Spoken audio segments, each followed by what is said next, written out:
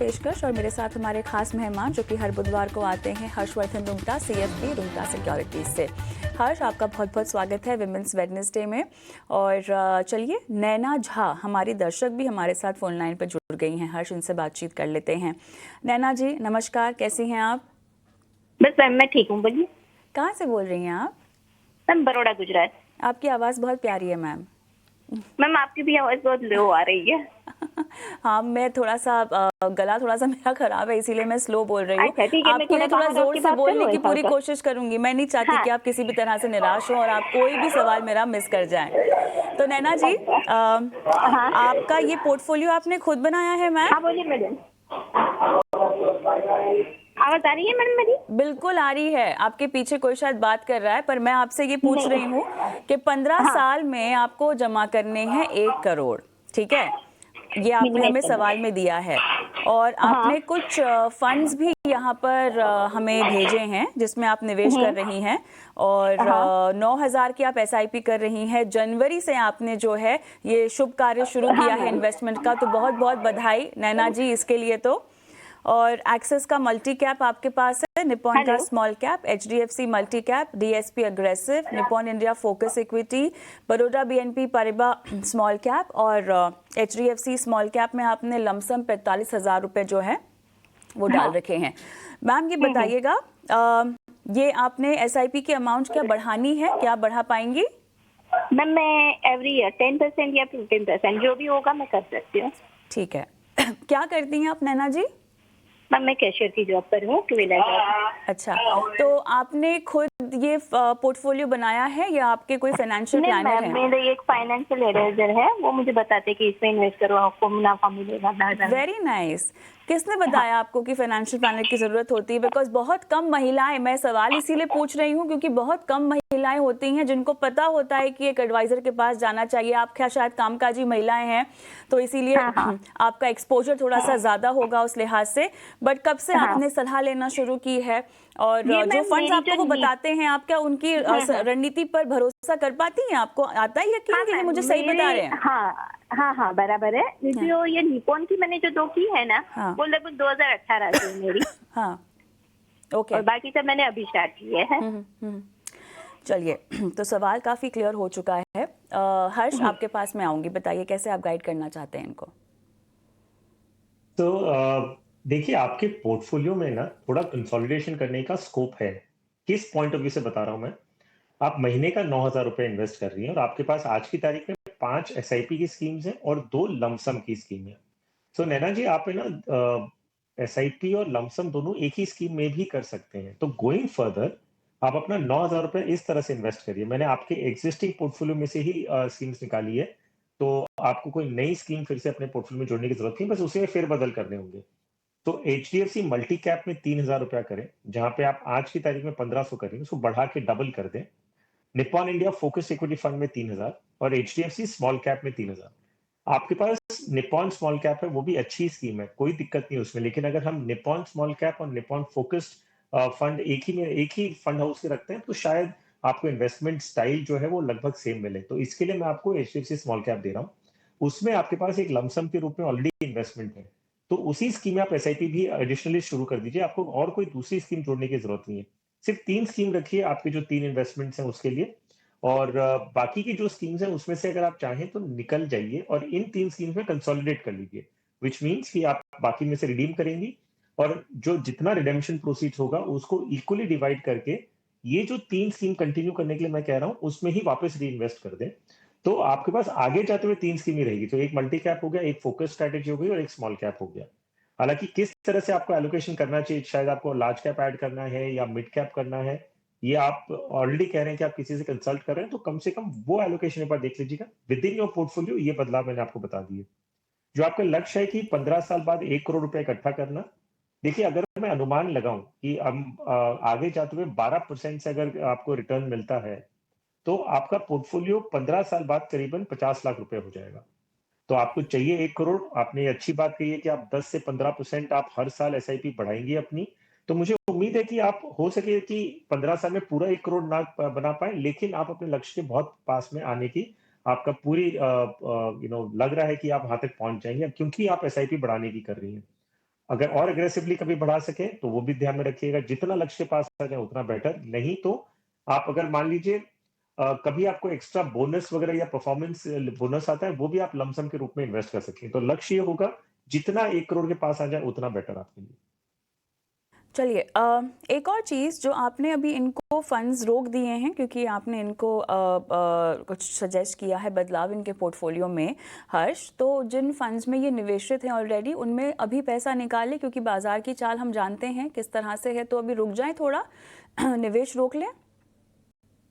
देखिए कविता क्या होता है ना कि अगर हम ये मार्केट में आज निकलने के लिए कह रहे हैं, तो आज मान लीजिए मार्केट का लेवल ये है, just example point of view से बता रहा हूँ कि मार्केट का लेवल ये है। आप आज ही पैसे निकाल के दूसरी स्कीम में साइमल्टेनियसली डाल रहे हैं, तो मार्केट का लेवल आपको इतना फर्क नहीं पड़ेगा। मान लीजिए मार्केट गिरा हुआ है, आपने गिरे हुए मार्केट में रिडीम किया है, तो गिरे हुए मार्केट में आप फिर से री इन्वेस्ट कर रही हैं, तो इतना फर्क नहीं पड़ेगा। सो मैं नहीं सुझाव दूंगा कि जब आप कंसोलिडेशन का प्रोसेस शुरू किए हैं या रिव्यू कर रहे हैं अपने पोर्टफोलियो को, फिर आप मार्केट टाइमिंग करने की कोशिश करें। आप सेम लेवल में आप रिडीम और इन्वेस्ट कर देंगे लमसम के रूप में, तो आपका री इन्वेस्ट हो रहा है, सो आपको मार्केट का जो फ्लक्चुएशन इतना ज्यादा फर्क नहीं पड़ेगा। ऑलराइट, नैना जी आप मेरे साथ क्या फ़ोन लाइन पर हैं? हाँ। हाँ, तो आपने हर्ष की सलाह सुन ली, कुछ पूछना है आपको हर्ष से? अच्छा मैम, ये तो मैंने सुन लिया, लेकिन इसमें मुझे ये बदलाव करना ही पड़ेगा ना? हाँ, बदलाव कर लीजिए, आपको बदलाव के लिए सलाह दे दी गई है। अगर छूट गई होगी आपसे तो गुजारिश है कि हमारा जो शो यूट्यूब चैनल पर जाता है हमारे, वहाँ पर आप देख सकती हैं, तो वहाँ ओके पे आप मैम, सलाह भी थैंक यू। नोट डाउन कर सकती हैं। ऑल द बेस्ट नैना जी। मेरे साथ फ़ोन लाइन पर अब डॉक्टर निधि नागर भी जुड़ गई हैं। Nidhi, hi, good evening. Hi, how are you? I am okay, how are you doing? I'm also fine, thank you. Thank you so much for sending us your question Nidhi. Nidhi कहाँ से बोल रहे हो आप? मैं चंडीगढ़ से बोल रही हूँ. अच्छा, आप डॉक्टर हैं, किस की डॉक्टर हैं आप?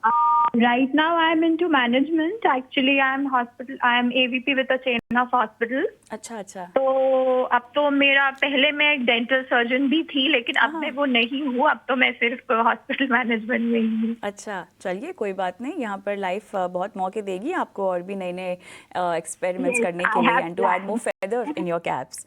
ओके, सो आपका पोर्टफोलियो देखा बहुत बेहतरीन है, बहुत बड़ा भी है। ये जो आप एसआईपी कर रही हैं, ये किस तरह से आपने प्लान की है, क्या सोच के प्लान की है, ज़रा कुछ बताइएगा। फंड्स के नाम मेरे पास हैं, वो हम जानते हैं। मैं मैसेज में भी क्वेश्चन में भी पुट अप किया था. ये हाँ। जो फंड्स हैं इनको डेफिनेटली जिनमें अब जो मैं 2000 के आसपास जहाँ पर दिख रहा है, जैसे निपॉन का स्मॉल कैप है या ये फंड्स हैं, तो मे बी इनको मैं कंसोलिडेट करके दूसरे उसमें ले जाने के प्लान में ही थी. और दूसरा मेरा जो गोल है वो ये है कि मुझे 10 इयर्स पर 3 करोड़ जाना है. और जब 2038 के around somewhere I want to be like completely financially free, ताकि बस मैं तब सिर्फ जो मैं करना चाहती हूँ वही करूँ.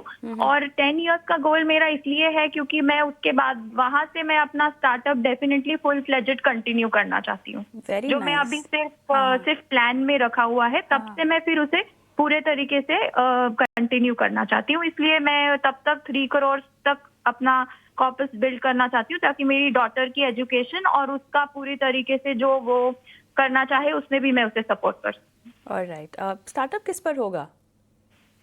पार्डन? स्टार्टअप जो आप प्लान कर रही हैं वो किस पर होगा?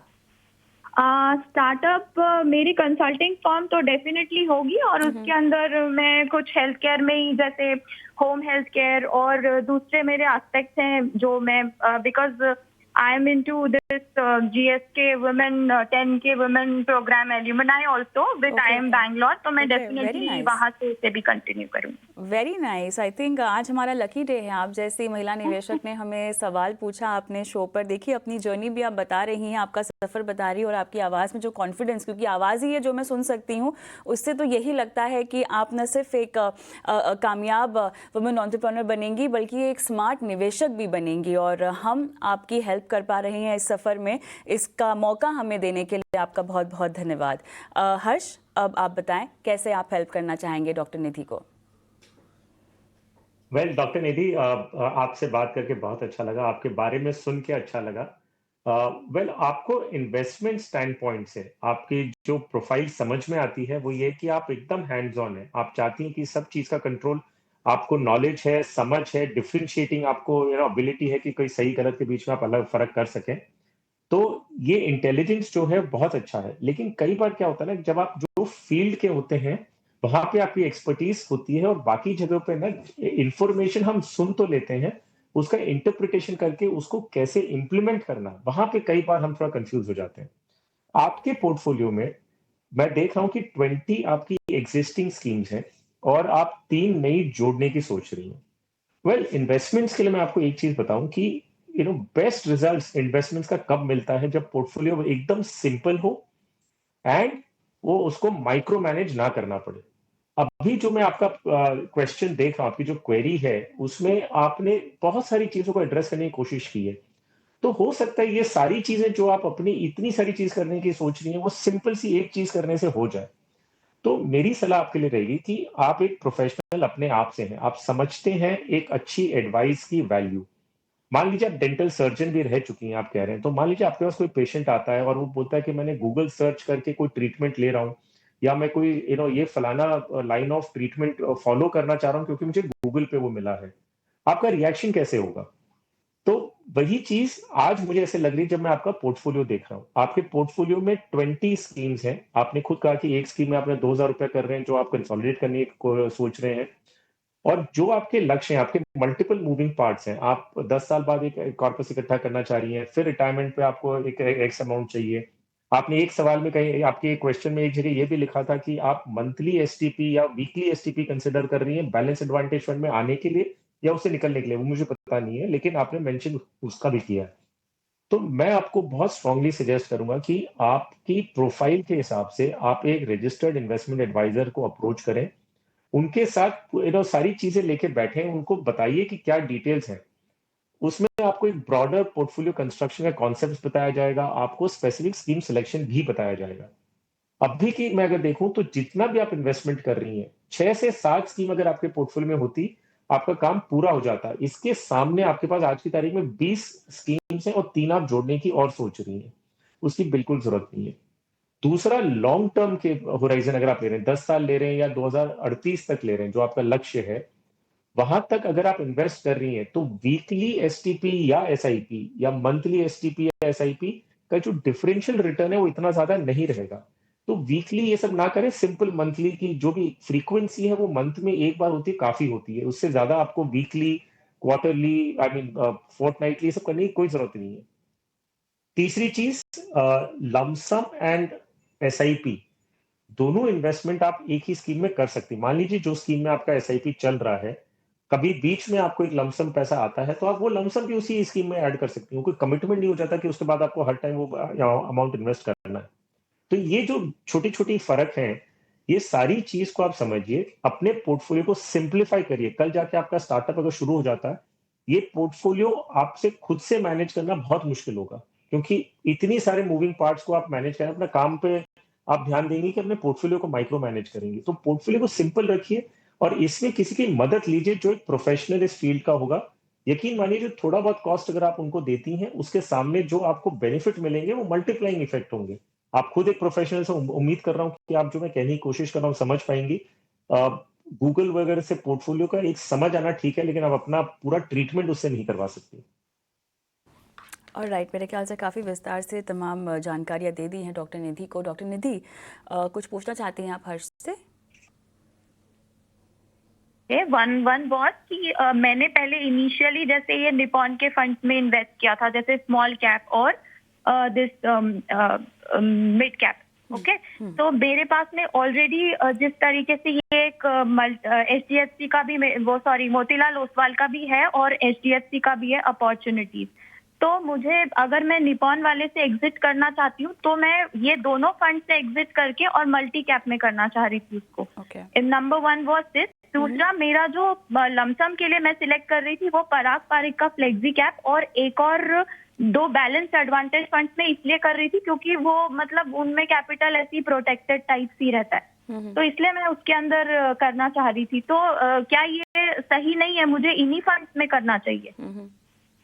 ओके, हर्ष? जी हाँ, सो डॉक्टर निधि, आपका जो एसआईपी है वो मेरे हिसाब से कुछ 17 स्कीम्स आपके पास हैं, जितनी यहाँ पे दिख रही हैं।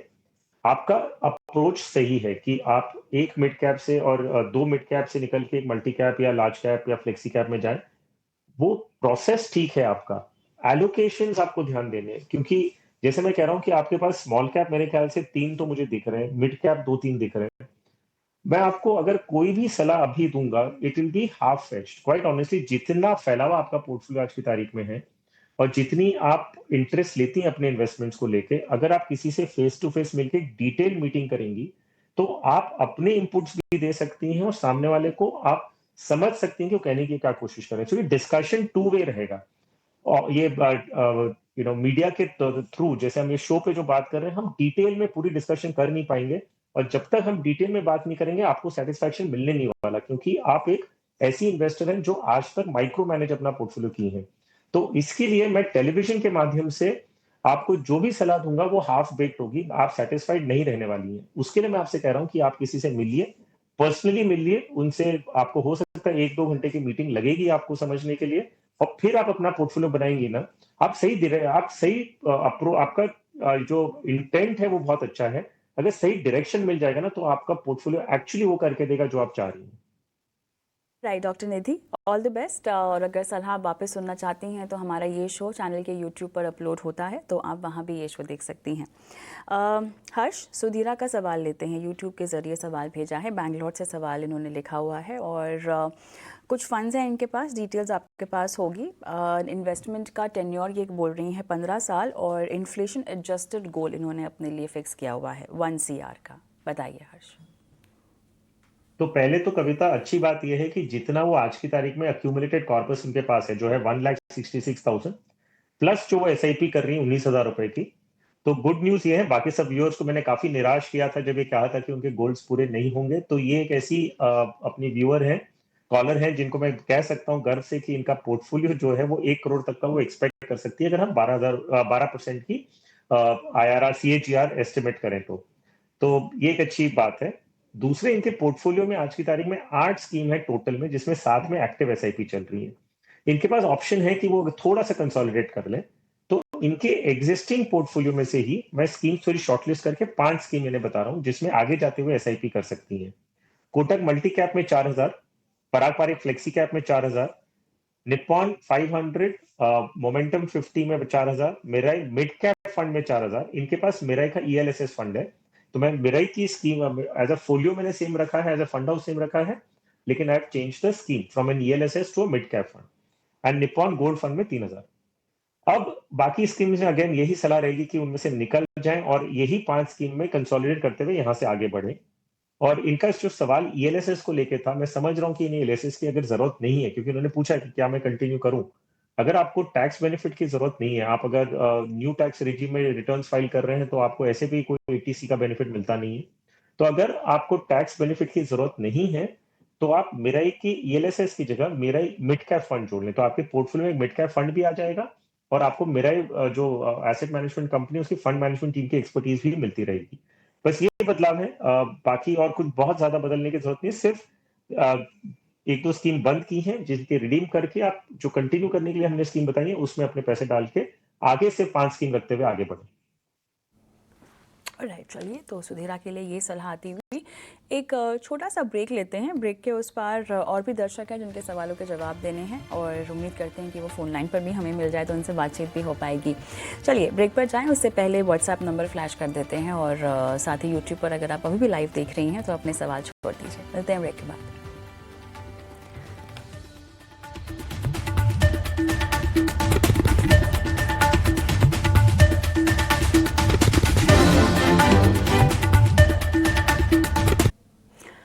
Welcome back. आप देख रहे हैं बनो अपना फाइनेंस मिनिस्टर, और आज विमेंस वेडनेसडे से हमारी बेहद खास पेशकश जो हम लेकर आए हैं, और महिला निवेशकों के सवालों के जवाब हम दे रहे हैं। हर्षवर्धन रुंगटा मेरे साथ बने हुए हैं इस पेशकश में। और हर्ष, अगला सवाल हम जया का लेंगे, और इन्होंने साउथ कोरिया से अपना सवाल हमें भेजा है। बहुत कोशिश कर रहे हैं कि ये हमें फ़ोन पर मिल जाए, पर बातचीत नहीं हो पा रही है, लेकिन डिटेल्स देखिए इन्होंने हमें भेज दी है। और इन्होंने 25,000 की SIP की है। टाटा का स्मॉल कैप है, मुतला लोसवाल मिड कैप, ICICI प्रू का ब्लू चिप है, Nippon India multi cap, HDFC flexi cap है, 15 साल में 2 करोड़ ये कह रही हैं कि ये जमा करना चाहती हैं, 10% से स्टेप अप भी करना चाहती हैं और 5,000 रुपीज़ सुकन्या समृद्धि में भी इन्होंने लगाए हुए हैं। तो हालांकि इन्होंने लिखा हुआ है कि ये शायद फ़ोन पे बातचीत नहीं कर पाए, लेकिन फिर भी हमारी कोशिश रहेगी कि ये हमें फ़ोन लाइन पर मिल जाए। बहरहाल हर्ष बताइएगा, फ़ंड्स आपको कैसे लगते हैं और इनका टारगेट अचीवेबल है या नहीं? शायद निवेश बढ़ाने की ज़रूरत होगी, जो कि ये शायद समझती भी हैं। राइट। सो कविता, अगर हम इनका पोर्टफोलियो देखें ना, तो बहुत अच्छी तरह जुडिशियली इन्होंने अपना पोर्टफोलियो बनाया है। उसमें हर एक कैटेगरी में इन्होंने एक्सपोजर लिया है, इन्वेस्टमेंट भी एलोकेशन ठीक है। तो इनके एग्जिस्टिंग पोर्टफोलियो में सिर्फ एक बदलाव करने के लिए कहूंगा। एलोकेशन वाइज सब ठीक है, स्कीम्स भी ओवरऑल ठीक है, सिर्फ एक बदलाव बोल रहा हूं मैं कि Motilal Oswal mid cap fund की जगह वो white oak mid cap fund या तो कोटक इमर्जिंग इक्विटी फंड ले लें, कोई भी एक, उन्हें और स्प्लिट करने की जरूरत नहीं है।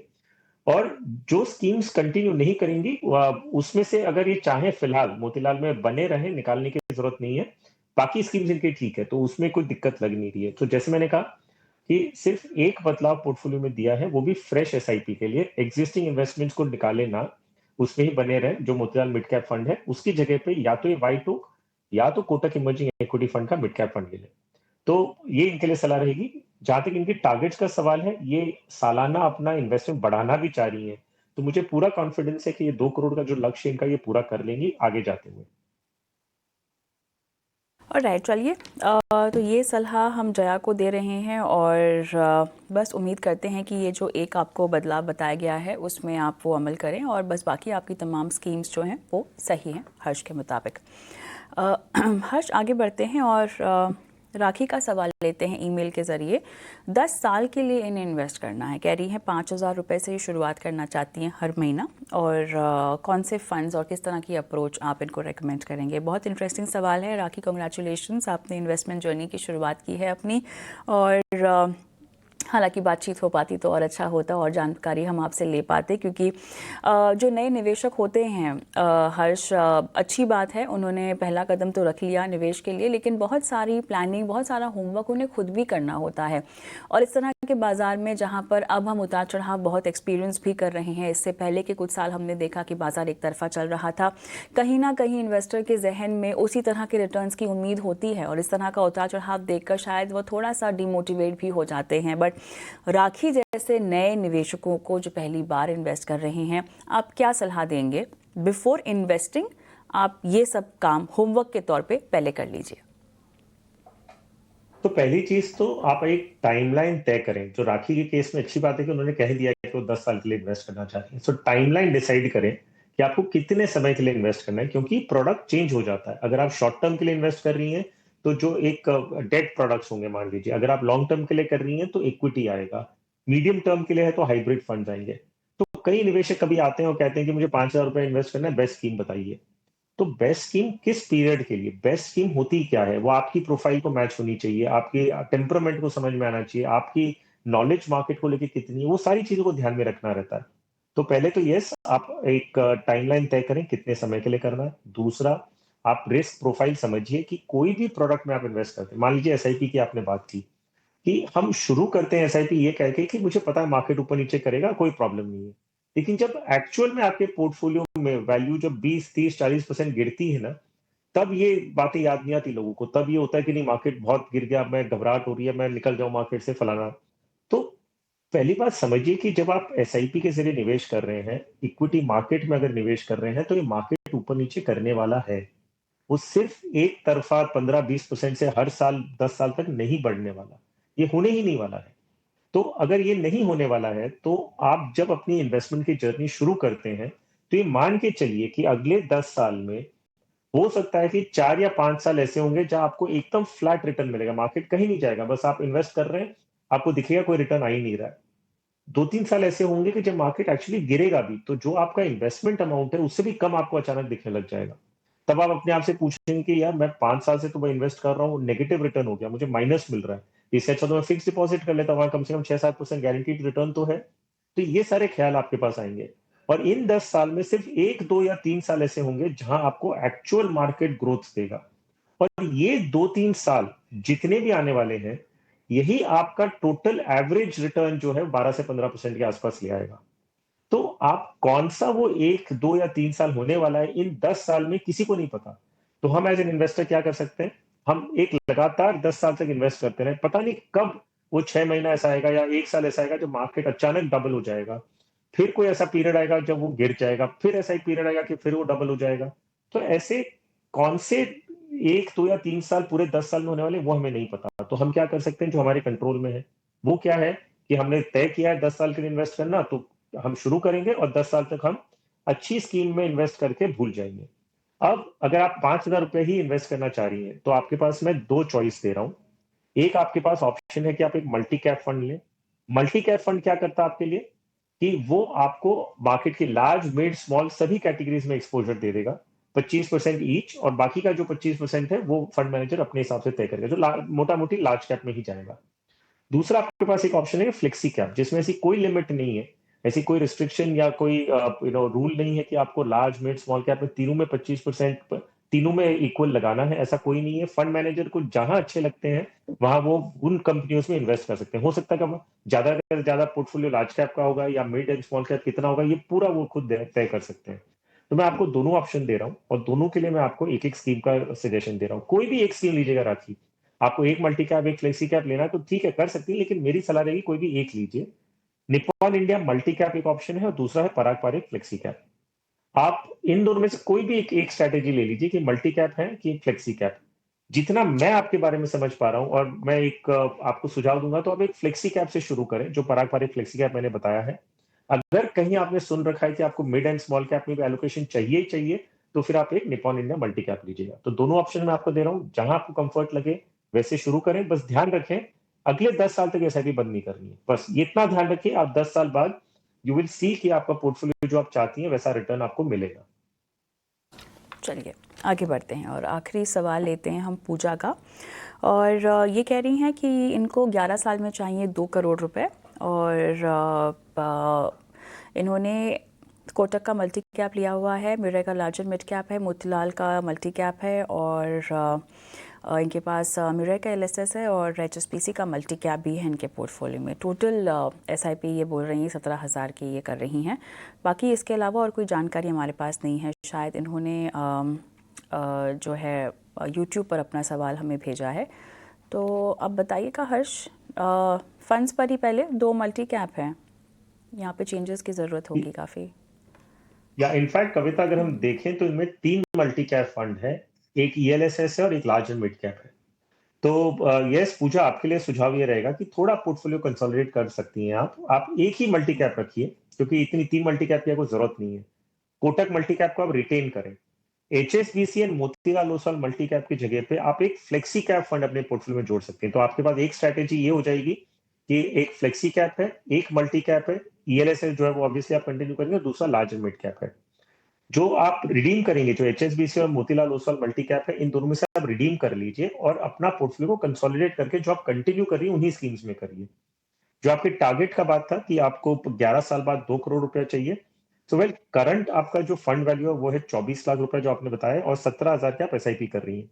अगर हम इसे 12% से एक्सपोलेट करें कि भी आगे जाते हुए अगर ऐसा ही पोर्टफोलियो आपको ओवरऑल सीएजीआर आपको अगर 12% मिलता है तो 11 साल बाद आपके पास 1 करोड़ 30 लाख रुपए होंगे।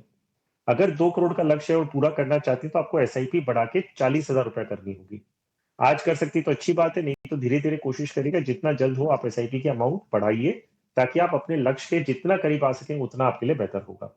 तो फिलहाल थोड़े-थोड़े चेंजेस हैं और you are otherwise on right track, सिर्फ थोड़ा कंसोलिडेट करिए जिस हिसाब से मैंने आपको बताया। चलिए बहुत सारी अक्सर क्या होता है हर्ष, हम बात नहीं कर पाते दर्शकों से जिन्होंने अपने सवाल हमें भेजे हैं और सीमित समय भी होता है हमारे शो पे जहाँ पे जितना मुमकिन हो सके हम उनको सही सलाह देने की कोशिश करते हैं, लेकिन जितना हो सके अगर वो फ़ोन लाइन पर नहीं है तो उनके बिहाफ पे हम उनको रणनीति बता देते हैं, स्ट्रैटेजीज बता देते हैं। अब ये तमाम दर्शक जिन्होंने भी सवाल पूछे हैं, आपके बताए गए सजेशंस के अलावा अगर इन्वेस्ट बढ़ा रही हो, अपना पोर्टफोलियो में कोई और फंड जोड़ना हो, वो स्थिति अगर इनके स्टेज में आए, इन्वेस्टमेंट स्टेज में आए, तो वो कैसे निर्णय ले? तो देखिए कविता 2-3 जो बेसिक पॉइंट्स है ना उसे ध्यान में रखेंगे सब कुछ ठीक हो जाएगा। तो बेसिक पॉइंट्स क्या है एक मैंने राखी के सवाल में ऑलरेडी बताया कि एसआईपी है, हम डिसकंटिन्यूएशन नंबर्स बहुत अलार्मिंग है आज की तारीख में। अभी अगर हम डेटा पॉइंट्स देखें तो एसआईपी डिसकंटिन्यू बहुत कर रहे हैं लोग, और ये क्लियर सी बात है, दिखती सी बात है, डिसकंटिन्यू क्यों कर रहे हैं? क्यों? मार्केट में वोलेटिलिटी है, मान लीजिए मार्केट गिर रहा है तो इन्वेस्टर्स अपनी एसआईपी बंद कर रहे हैं। ये सबसे बड़ी गलती है। जब मार्केट गिरता है तब तो आप एक्यूमुलेट ज्यादा कर पाते हैं, उतने ही रुपए से आपको ज्यादा ज्यादा यूनिट्स मिल रही है। जब यूनिट्स आप कम भाव में एक्यूमुलेट करेंगे और मार्केट जब चलेगा तब और वो सारी यूनिट्स पे आपको प्रॉफिट होने लगेगा। सो एक बात है, प्लीज मार्केट की वैल्यूएशन या मार्केट की गिरावट को देखते हुए आप एसआईपी ना बंद करें। दूसरी, जो टाइम होराइजन एक प्रोडक्ट को लगता है उतना लगेगा। अगर हम बोलते हैं कि इक्विटी म्यूचुअल फंड में 8 से 10 साल मिनिमम आपको इन्वेस्टेड रहना चाहिए, तब आप उसका सही मायने में फायदा उठा पाएंगे, तो 8 से 10 साल आपको रहना है। अगर डॉक्टर ने आपको 4 दिन की दवाई दी है और आप 1 दिन लेने के बाद बोलते हैं कि भाई ठीक नहीं लग रहा है, तो वो काम नहीं करने वाला। उसको 4 दिन का कोर्स है, आपको पूरा 4 दिन का कोर्स कंप्लीट करना पड़ेगा।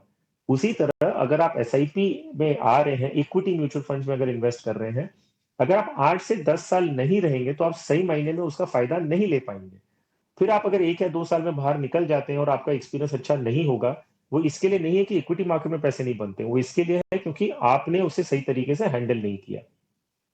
दूसरी चीज ध्यान रखिए कि कोई भी पोर्टफोलियो में 6 स्कीम 7 स्कीम बहुत होती है।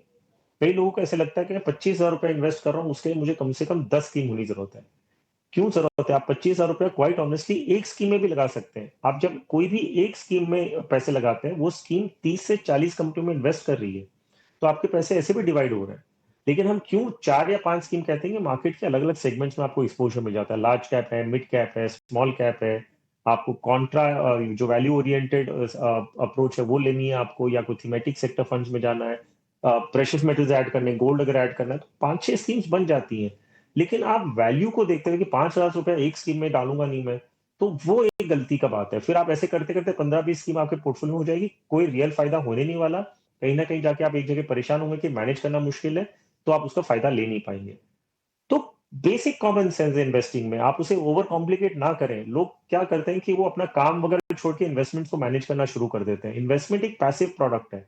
इन्वेस्टमेंट्स अगर आपको हेडेक दे रहा है तो फिर आपका पर्पस खत्म हो गया। आप इन्वेस्टमेंट पोर्टफोलियो ऐसा बनाएं कि ज्यादा ध्यान नहीं देना पड़े। वो एक अपनी तरफ से काम कर रहा है, आपकी वैल्यू क्रिएट हो रही है, वैल्यूएशन बढ़ रही है, वेल्थ क्रिएट हो रहा है। आप अपने काम में ध्यान दें। रोज सुबह हम देखेंगे कि सब अपने पोर्टफोलियो में लगे हुए हैं, तो ये तो पर्पस ही डिफीट हो गया। तो ये बेसिक चीजों को ध्यान में रखें। बहुत सिंपल है पैसे बनाना। जितना आप अगर अपने पोर्टफोलियो को देखोगे नहीं, जितना आप उसे छेड़ोगे नहीं, उतना ज्यादा वो अच्छा करेगा। तो बस ये बेसिक चीजों को ध्यान रखेंगे। As an investor you will make money, but conceptually जो करेक्ट है उसे फॉलो करना पड़ेगा। आप इधर से सुने उधर से सुने और रोज कुछ ना कुछ करते रहेंगे तो पोर्टफोलियो में कभी भी आपकी ग्रोथ नहीं होगी। एब्सोल्युटली। तो कुछ बुनियादी बातें जिनका ख्याल रखना होगा। इस तरह की सीख लगातार हम शो पर देते रहते हैं हमारे दर्शकों को। हर्ष, बहुत बहुत धन्यवाद, आपका समय निकाला और आज दर्शकों की फाइनेंशियल प्लानिंग की है। इसी नोट पर हम रुकते हैं छोटे से ब्रेक के लिए। ब्रेक के उस पर बात करने वाले हैं एनपीएस की। लगेगी एनपीएस की पाठशाला हमारे शो में, इस छोटे से ब्रेक के बाद।